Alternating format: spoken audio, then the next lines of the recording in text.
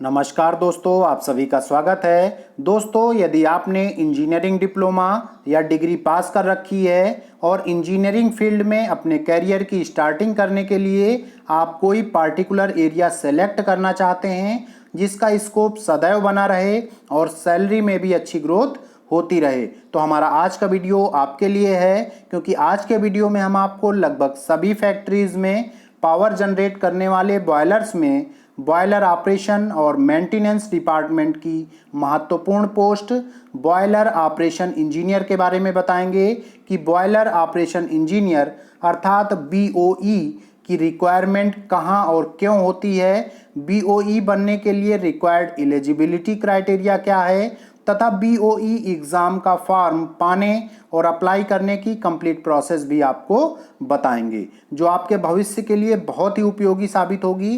तो दोस्तों, ऐसी ही यूजफुल वीडियोज को पाने के लिए जल्दी से वीडियो को लाइक और चैनल को सब्सक्राइब कर लीजिए। तो चलिए आज का वीडियो स्टार्ट करते हैं।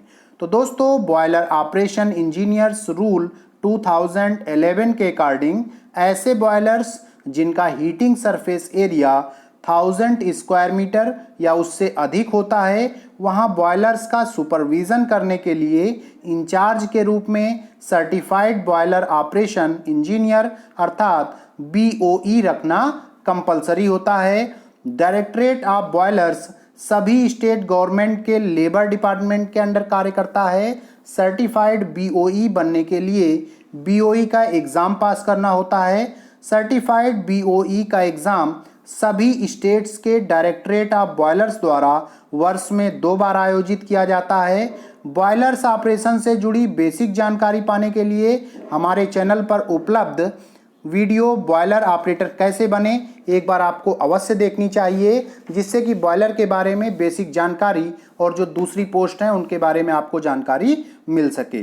तो चलिए बॉयलर ऑपरेशन इंजीनियर बनने के लिए कंप्लीट एलिजिबिलिटी क्राइटेरिया के बारे में जान लेते हैं। तो सबसे पहले जानेंगे कि इसका एज क्राइटेरिया क्या है।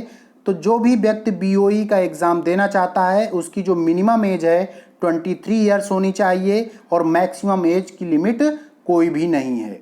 तो दोस्तों, उसके बाद जान लेते हैं कि हमारे पास एजुकेशन क्या होनी चाहिए।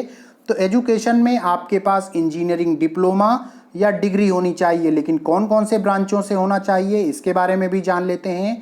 तो अगर आपने mechanical engineering, electrical engineering, chemical engineering, power plant engineering from NPTI, यानी एनपीटीआई एक संस्था है, इससे अगर आपने पावर प्लांट इंजीनियरिंग में डिप्लोमा या डिग्री कर रखी है तो भी आप एलिजिबल हैं। Instrumentation engineering, instrumentation and control engineering, अगर इनमें से आपने इंजीनियरिंग की एजुकेशन ले रखी, इनमें से किसी भी ब्रांच से डिग्री या डिप्लोमा पास कर रखा है तो आप बीओई एग्जाम के लिए एलिजिबल हैं। उसके बाद दोस्तों देख लेते हैं कि अगला जो वर्किंग एक्सपीरियंस इसमें मांगा जाता है फॉर्म अप्लाई करने के लिए।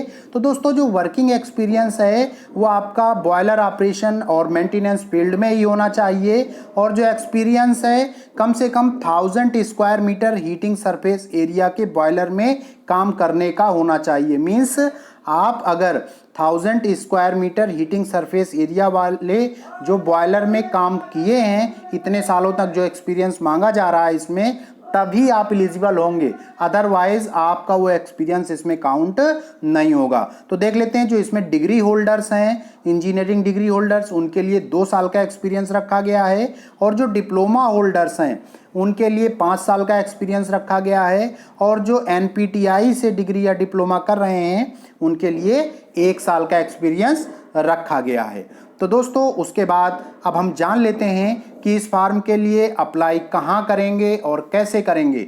तो दोस्तों, बीओई के एप्लीकेशन फॉर्म आप बॉयलर ऑपरेशन इंजीनियरिंग रूल 2011 के अकॉर्डिंग अपनी सुविधानुसार अपने स्टेट के डायरेक्टरेट ऑफ बॉयलर के ऑफिस से या डायरेक्टरेट ऑफ बॉयलर्स की ऑफिशियल वेबसाइट से या एप्लीकेशन फॉर्म के प्रोफार्मा को टाइप कराकर प्राप्त कर सकते हैं। तो दोस्तों, इनमें से किसी भी फॉर्म में आप जो इसका एप्लीकेशन फॉर्म है उसको प्राप्त कर लें, और एप्लीकेशन फॉर्म में अटैच होने वाले जो डॉक्यूमेंट्स हैं वो आपकी स्क्रीन पर दिए हुए हैं। तो देखें फ्रेंड्स कि यहाँ पे जो डॉक्यूमेंट्स दिए हुए हैं वो हमने वेस्ट बंगाल के लिए बताए हुए हैं। तो वेस्ट बंगाल के में जो डॉक्यूमेंट्स लग रहे हैं वही ऑल स्टेट्स में लगते हैं।